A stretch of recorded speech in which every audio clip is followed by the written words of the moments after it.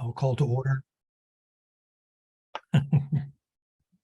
Okay, I see the clock on the wall and my watch that it is 3 o'clock. So I'll call to order the Board of Directors regular meeting for Monday, September 19th, 2022.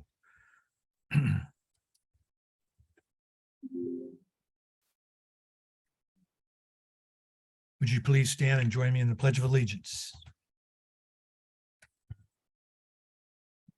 Hand over your heart, repeat after me.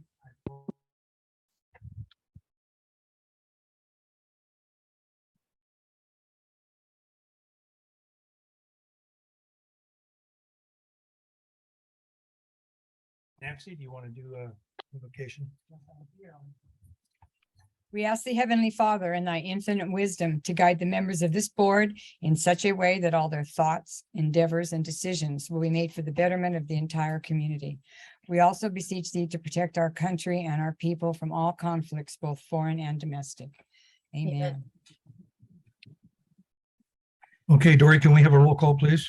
Director Griffith. Director Grasha. Here. Director Sewell. Here. Vice President Wright. Here. President Martin. Here. Thank you. We have quorum. Counselor, could you go over rules of procedure? Yes, according to the rules of procedure adopted by this Board of Directors, all notice meetings are conducted using Rosenberg's Rules of Order as a procedural guideline. Directors should refrain from responding directly to public comments at meetings of the board. The president of the board presides at all meetings and decides all points of order and procedure during meetings. The president is responsible for the maintenance of order and decorum at all board meetings. No person should be allowed to speak who has not first been recognized by the president. No member of the board should speak more than once upon anyone's subject until every other member of the board wishing to speak on the subject shall have been given an opportunity to speak. No board member shall interfere with the orderly progress of a board meeting. The board president regulates the amount of time to be dedicated to a particular agenda item. Okay, thank you, Counselor. Item 5, public input. This is the opportunity for members of the public to address the board on matters within the board's jurisdiction. Please limit comments to 3 minutes or less. State law prohibits the board from discussing or taking action on any item that is not listed on the agenda. Do we have any members of the public that wish to address the board? President Martin, we have one member of the public that wishes to make public comment. Okay, Maria, can you hear us? Yes, I can. Yes, I can. Maria, you have 3 minutes. Okay, go now. Yes. Okay. Good afternoon, Board of Directors. My name is Maria Dubois, D-U-B-O-I-S. I live at 12766 Parma Drive, Area G, number 8018. I spoke with you 6 months ago in March to tell you what great need we are in for the sewer to come to our street. Many of us are having big problems with our septic tanks failing, including myself. At the time I spoke with you in March, it was about 4 or 5 houses having problems. Shortly after, another 2 or 3 houses. The next door house next to me had to spend $8,000 last month for a new septic system. We have been told with letters for 20 years already, it's coming soon. The last time I called, I was told the plans are finished, and I was told that by Miriam. Then I was told she made a mistake and it will be another 3 years before our sewer can be put in. I'm afraid that by the new wastewater plant for $70 million will make our sewer a longer wait time. Please don't forget about us. Please, we are desperate. We are in big trouble. A lot of us, like 10 of us at least, maybe more that I'm not aware of. Also, all of our groundwater that we use for, dishes, showers, whatever, is groundwater, and obviously you know that. And the septic tanks, I do believe, are contaminating our groundwater. So I really wish that we could speed things up. I'm freaking out, and I know other people are freaking out. $8,000 is a lot of money, because that's how much it would cost for one house, you know, to put in the sewer, which that could have been used for, that $8,000. Now that went down the drain. So anyways, please don't forget about us over here on Parma Drive. Please, please help us. Okay, I guess my 3 minutes are up. Thank you for listening, Board of Directors, and I hope we can get things moving along a little faster than 3 years, because I've been waiting 20 already. Okay, I guess I'm done. Thank you, Maria. Do we have her contact information, Dory? Yes, sir, we do. Okay, all right. Somebody will reach out to you, Maria, and give you an update. All right, righty. moving Thank on you for to- listening. Sure, thank you for calling in. That was much appreciated comments. Okay, thanks. Bye. I'm sorry, that's the only member of the public wishing to speak to the board? Yes, President Martin, it was. Okay, moving on to item 6, Human Resources Report, Employee Recognition. Pardon? Yes, thank you. I had to turn my microphone on here for Dory. Okay, it's time for us to introduce and tell you some of the accomplishments of our MSWD employees. I know one thing we're really proud to is the first one is to welcome and announce that Rachel Pust is now our accounting manager, helping Arturo out. And she comes to us with great qualifications of more than 17 years of experience in accounting, including experience in the public sector and water industry. She holds a Bachelor of Arts in Communications and dual master's degrees in accounting and business administration. And the degree in communications definitely came out in the interview. I had a wonderful interview with Rachel, and here to introduce her is Arturo. Yes, thank you, General Manager Wallum, President Martin, and members of the board. At this time, I would like to introduce Rachel Pust. She has been here a couple of weeks and already has been doing a great job at picking up workflow procedures and is quickly taking over the position. As you know, when you start a new job, it's a little hard to start picking up things in terms of how they do it at your new position. And she has been picking it up without any concern. Like Mr. Wallum said, she has a lot of experience as an accountant and in the water industry, and she has been a great asset to the district and will be for many years. I'll let her introduce herself at this time.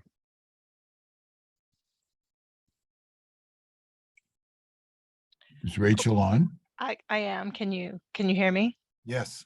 Okay.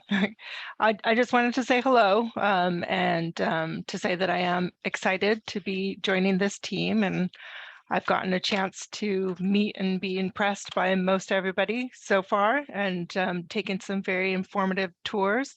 So I'm just I'm looking forward to my time here.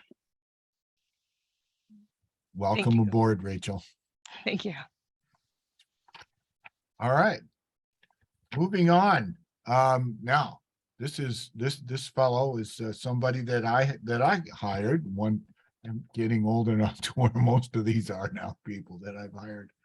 We have an anniversary to celebrate this month. This is Joe's 15 years. So he gets his 15-year pin. He was a field services representative, and throughout his tenure, he has really worked hard. He's a hard worker. He obtained new skills and certifications, starting with his Distribution 2 certificate, then earned a Riverside County Backflow Testers certification, which is a hard test, and an AWWA Backflow Testers certification. Most recently, he earned the AWWA Cross Connection Control Specialist certification. which is the national certification. By improving his knowledge and understanding of the water systems, Joe can better serve our customers, which makes him, a very valuable asset with this, especially these other skills. He is also known to have other talented at home, as well as he does some elaborate and spooky yard decorations, I guess, every year for Halloween. He's notorious for that. He has also been one of the driving forces behind our award-winning holiday float, and especially the one last year. And we hope will share his talents with us again next year. We could use them. So here to introduce Joe is Don Matheny. Good afternoon, General Manager Wallum, President Martin, and members of the board. Along with all the certifications and improvements that Joe's making towards his career, he also receives multiple compliments every year for the customer service that he gives to the people, how thorough he is on following through with everything. Along with his other talents as far as his home decorations and the floats and that. But he is definitely a major asset to the district and to the service department, and we really appreciate it. Thanks for the opportunity. Joe does not wish to make any comments at this time, but he does thank the board for recognizing his anniversary. Well, and I don't know, Joe's not really that bashful, but April wants to say a few words too, I think. Thank you, General Manager Wallum. Good afternoon, President Martin and members of the board. Joe has been an asset to the department, and most recently, he has been a field service representative for many years too, but he also has now taken on the backflow program. So he's also a backflow specialist and helps us manage that program. And he's doing a wonderful job, and we're very grateful to have him. Thank you. Thanks, April. Well, I guess I can't tell Joe that he has to keep his speech down to 20 minutes here, since he's, he probably knew that. So I was going to say that. All right. Well, it's good to have Joe on. He is a wonderful employee. Next is we have some accomplishments. Joey McElroy is a wastewater treatment plant operator, grade 1. And he has completed this certification. He has worked hard to expand his wastewater treatment process knowledge, and has passed his grade 1 exam on the first try. And I have been told he is already working towards a grade 2 certification. Wow, good job, Joey. And here to introduce him is Lee Boyer. Thank you, General Manager Wallum. Good afternoon, President Martin, members of the board. Yeah, Joey is he works in collections, but there are times that we need him here in the plant, and he decided to go after his grade 1. So it looks a little better when he's helping us out here in the plant. And if the opportunity presents itself, he would like to switch over from collections to treatment. So he's actually already working on his grade 2. And if we need him for standby, once he gets his grade 2, he's throwing his hat in the ring. So I appreciate everything Joey does. He's a very hard worker. He knows how to clean the pipes, inspect the pipes, and now he's learning more on the treatment side also when we need him.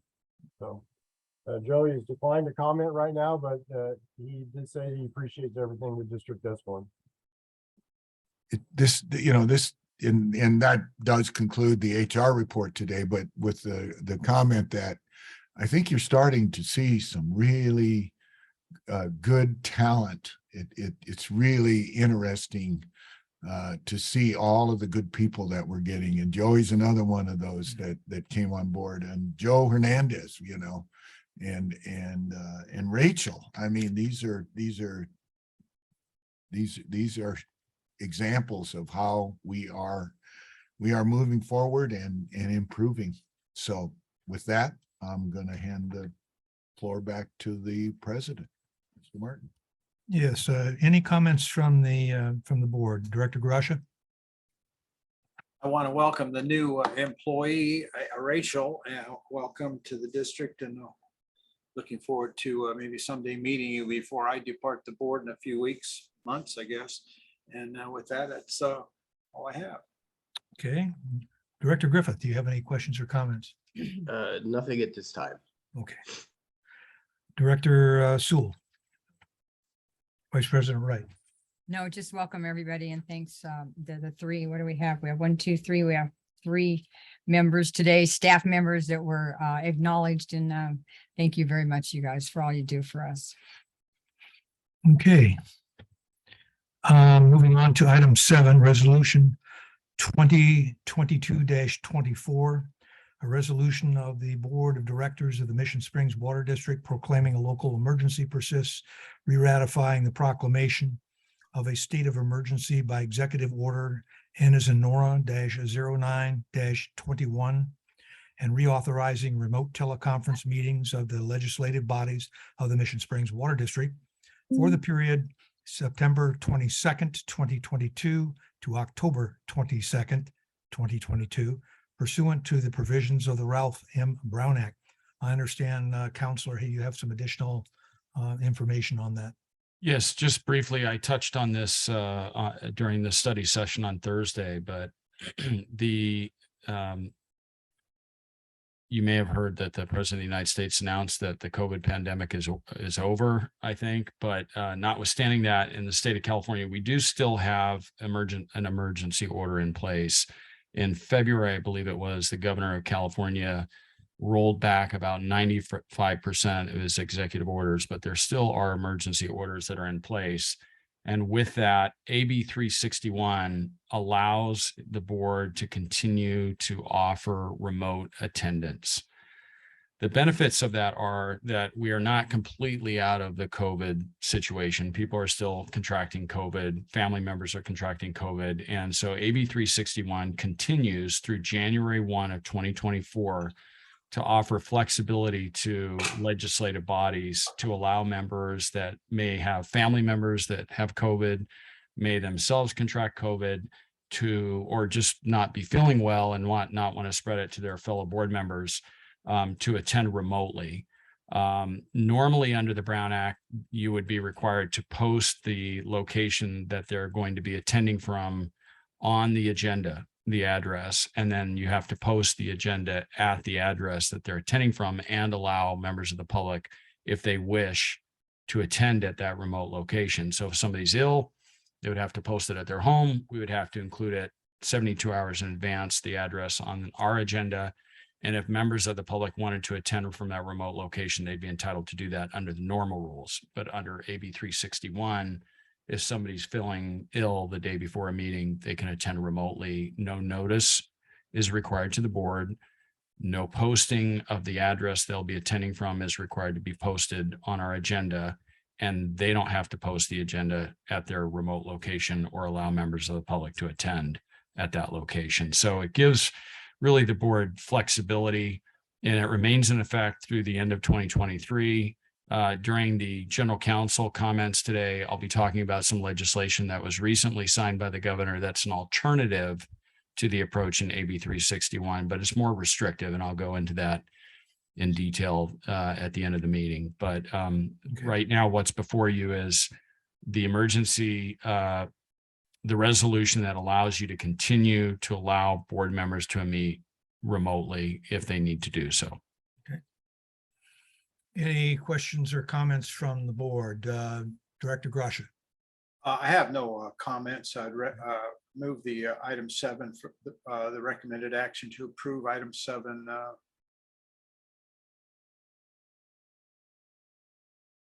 Okay, when we get through with the director's comments, we'll proceed with the vote on the matter. Director Griffith.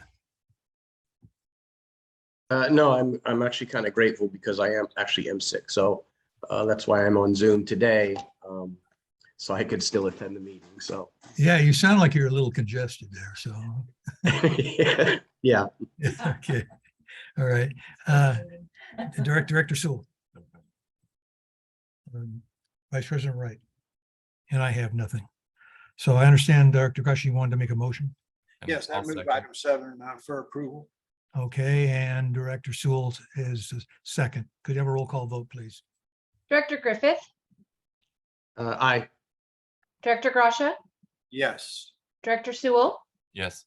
Vice President Wright, Aye. President Martin.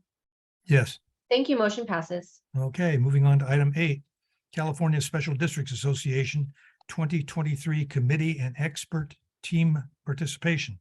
It is recommended that the Board of Directors or management staff consider serving on one or more of CSDA's standing committees. You've all had a chance to review the various committees that are available for appointment. Is there any members of the board who wish to sit on any of the committees that were listed?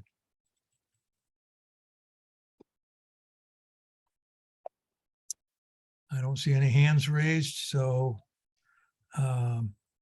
any member of the staff wishing to participate in this? Not at this time. Um, I have. Pardon me? Oh, He already answered the question. Now I'm looking at you. Okay. Not at this time, President Okay. Martin. Thank All you. right, all right.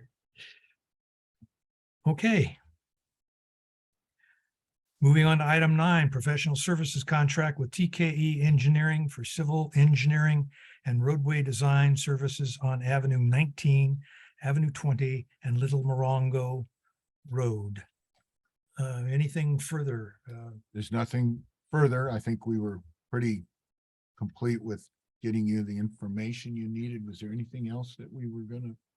No, not at this time. Not at this time. We went through quite a process. I think we viewed, what did we say, 7 7 different firms, yes. firms? Okay, So I would move item 9, the staff's recommended action to approve. okay. Do we have a second? I will second. Okay, we have a motion and a second. You have a roll call vote, please.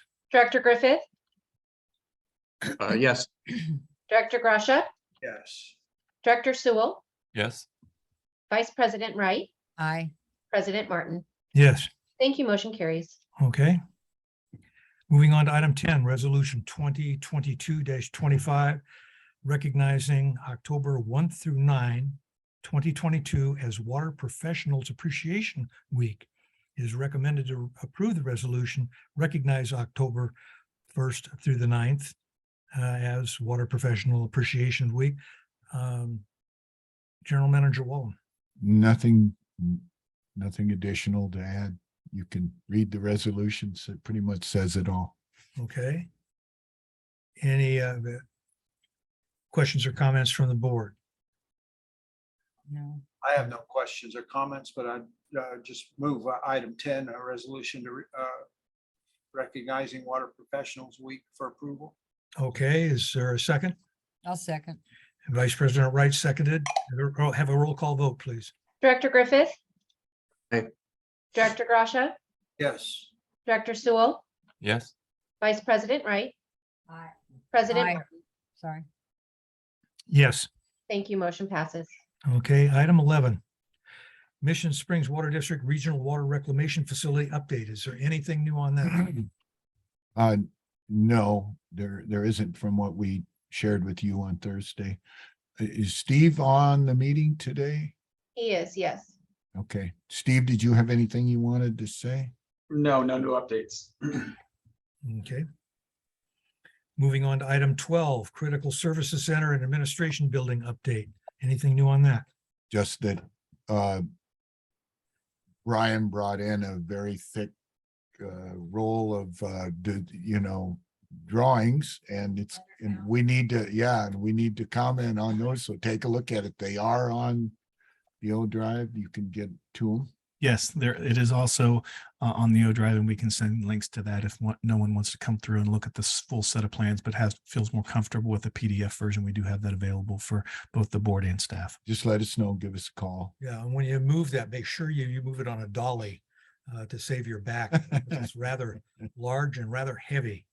So, Boy, it does get you excited. It is, I Yeah. just, the design and the flow is so, it's just so well thought out. It really is fun to think about the fact that we can get the district into that building. Okay. Is there any member of the board that wishes to comment or ask a question concerning item 11 or 12? No, thank you. Okay. Moving on to item 13, approval of minutes. You had the weekend to take a look at the minutes for the study session of August 11th, the board meeting August 15th, and the special meeting August 25th.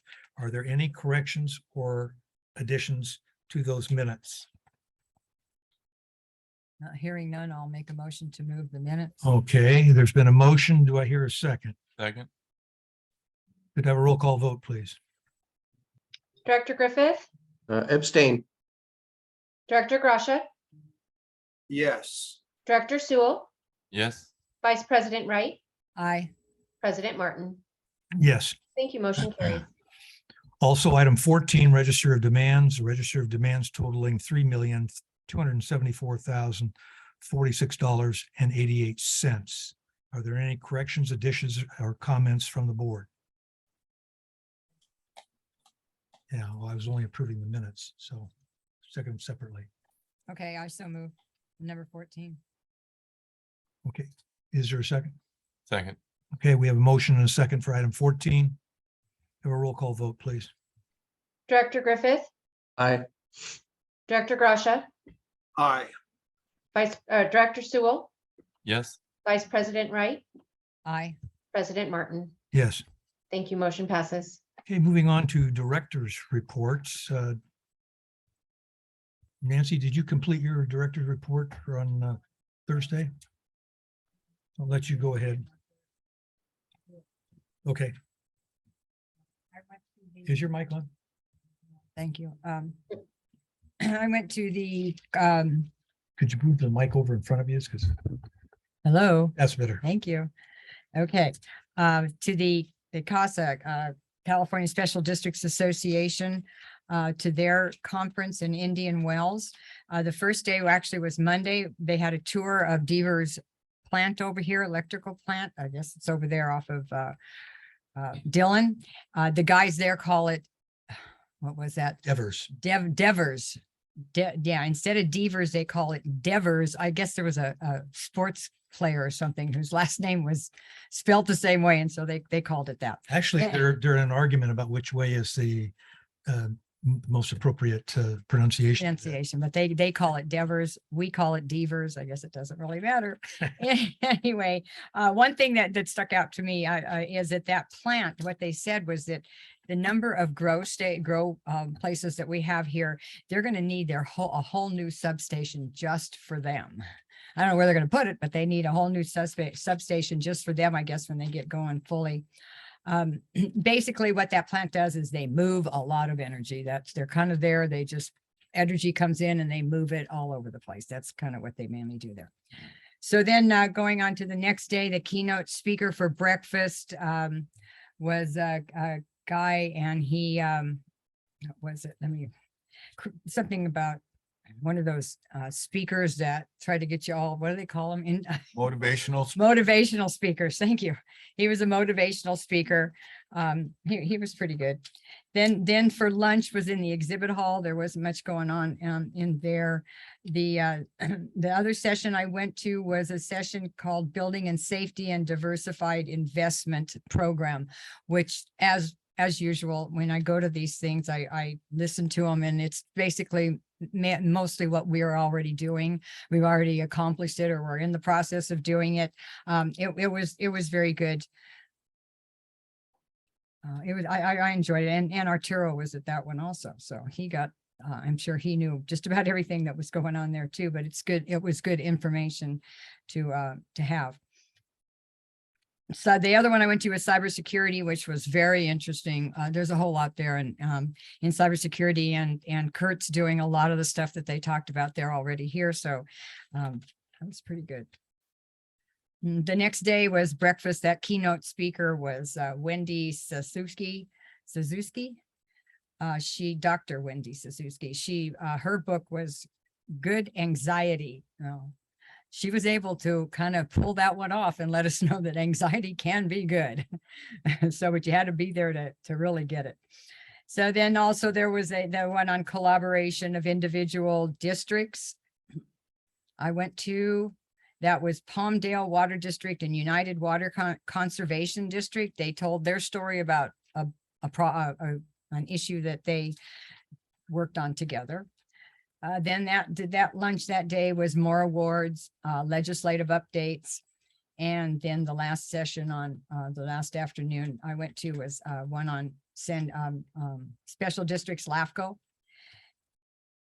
And was called Past Successes and Future Challenges of Riverside County LAFCO. And the presenter was Gary Thompson, who's the executive director of the Riverside County LAFCO.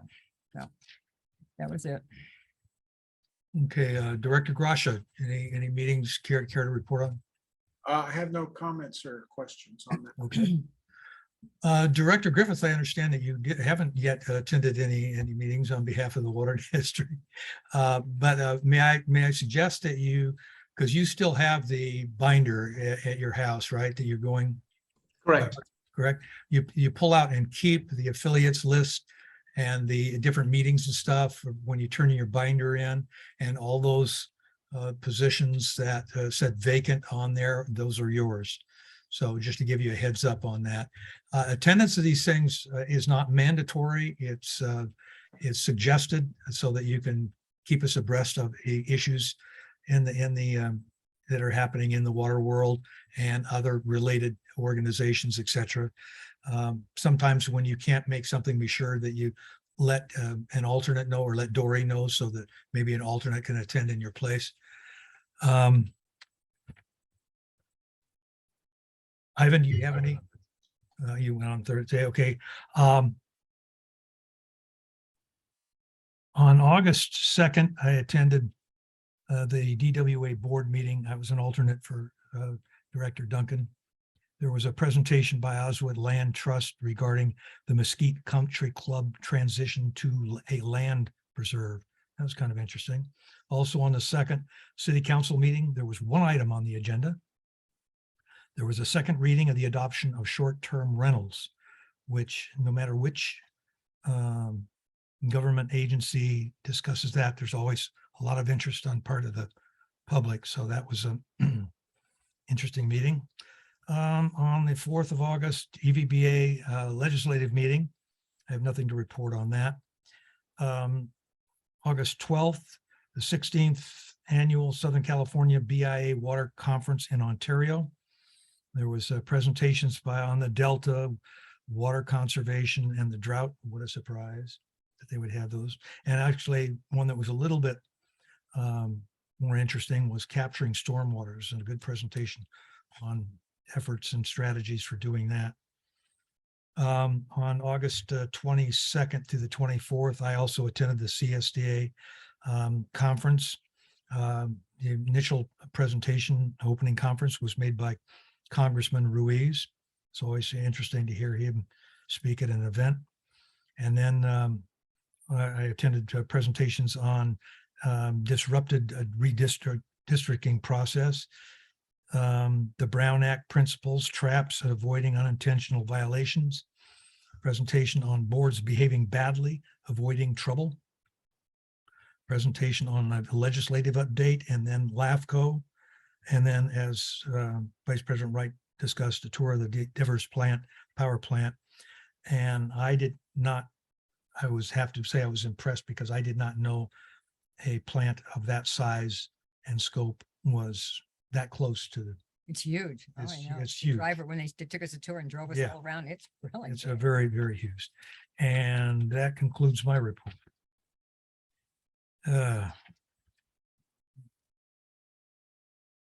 Moving on to item 16, General Manager's report.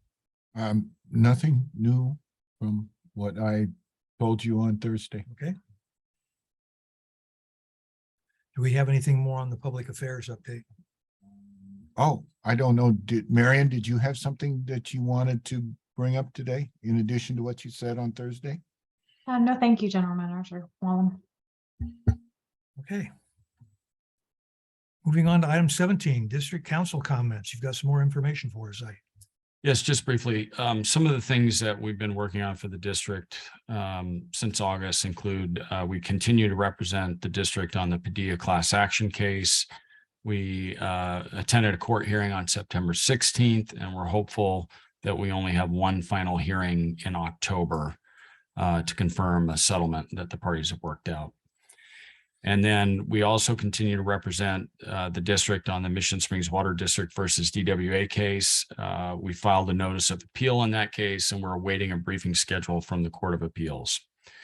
We're also representing the district in connection with the matter involving the Regional Water Quality Control Board, and we hope to have that concluded soon as well. I can't really tell you much more about that yet. We also responded to subpoenas that were served on the district by a party that was in litigation or is in litigation with Coachella, and we represented a representative of the district at a deposition, a person most knowledgeable deposition in that case, and produced, I think, significant amount of documents in connection with that case. We also responded to a Public Records Act request that was received from Coachella, and we assisted the district in connection with issues leading up to the resignation of Director Duncan and the process to appoint a replacement, and then representing the district on labor and employment issues on an as-needed basis. And then last month, we worked on the Second Amendment to the General Manager Employment Agreement. We also provided an opinion letter in connection with funding for the Regional Water Reclamation Facility, and we assisted district staff on reviewing contracts as needed.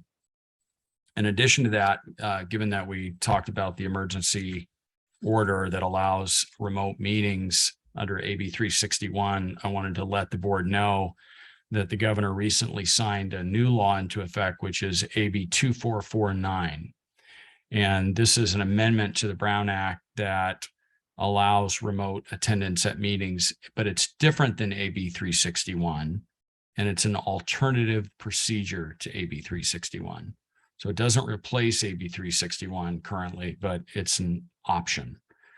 And AB 2449, I think, is more complex in the way it works, and it's more restrictive in terms of what you as board members can do. So it was signed into law on September 13th. And it involves new amendments to the Brown Act, but they do not go into effect until January of 2023, January 1st.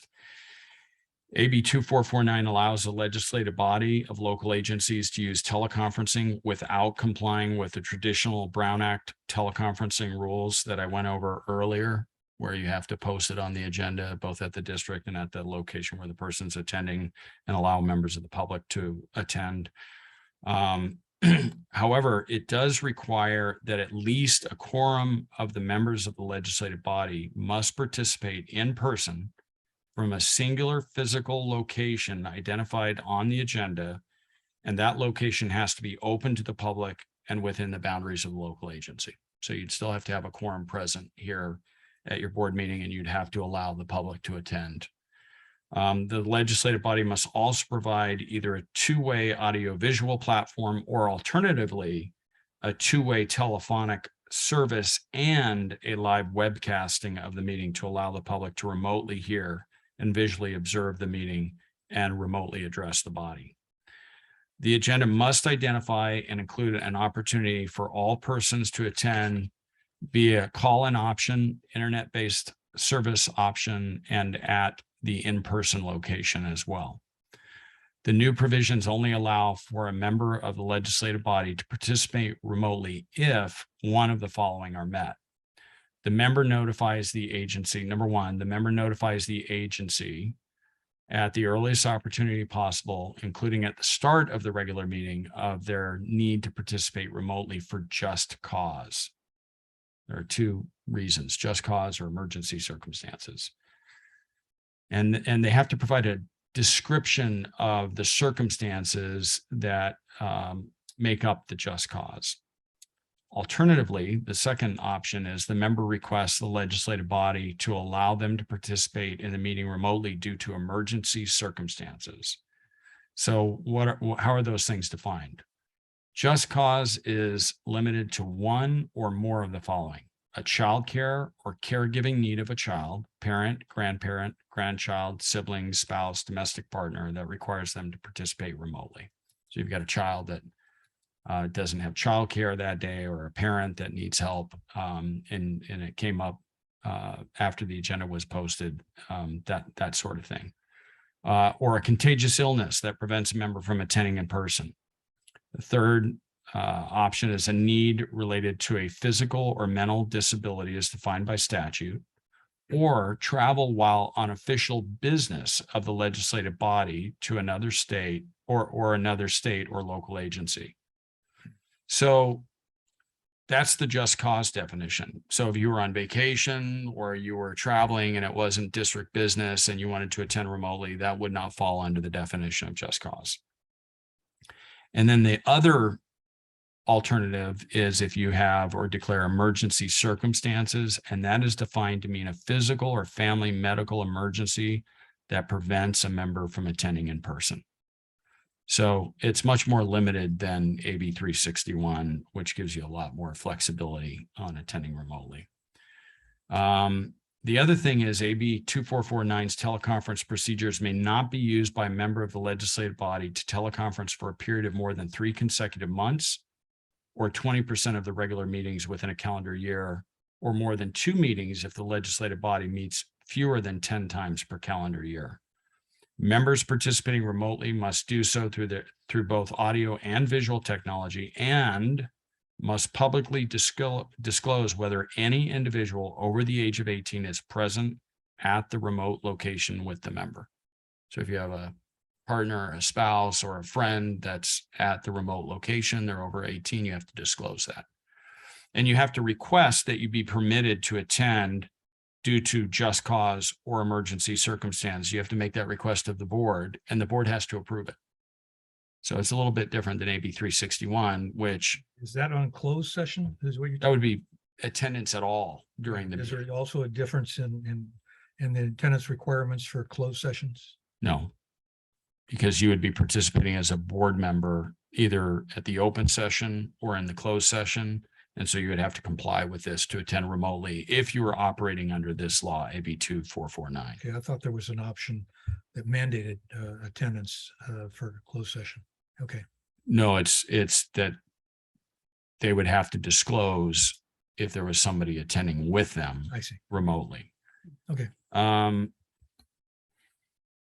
then so, AB 361, which, like I said, continues through January 1st of 2024, gives you a lot more flexibility, but it requires that there be a state declaration of emergency in place, which there still is, not nearly what it was, but there still is.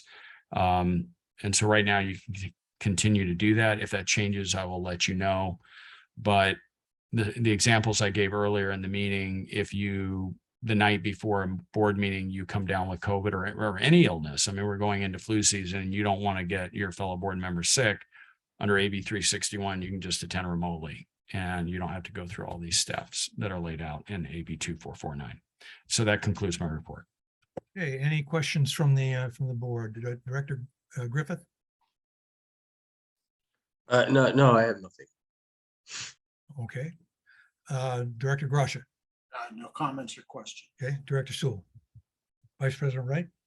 Yeah, before COVID started, you could be on vacation and call in, right? And you have to have a location where you were going to be at, Right. but you could do that. So that you can't do that anymore. Is that? No, you can, but the way you have to do it is under the old rules where you post the location that you're attending from on the agenda. So you have to give 72 hours notice. And it needs to go on the agenda. And then that agenda needs to be posted. Let's say you're at a hotel in Sacramento, then you have to post it at the hotel room. Or if you're attending from home, you have to post it on your residential home address. I mean, it rarely happens, but I have had a situation where somebody did that. And it was a divisive issue, and a large group of people showed up at that person's home and demanded that they be able to attend from their living room. It would be really interesting, I think, if you were driving in your car. Oh, let's see, I'm passing this community, now I'm passing this community. And I can't fit any more people in my car, so. I think I had somebody attend from a cruise ship once, and So that can do. the Brown Act remains, and the old way of doing it is still in place. The limitation there is you have to know in You have to advance. do all the You posting. have to do all the posting. So that still remains.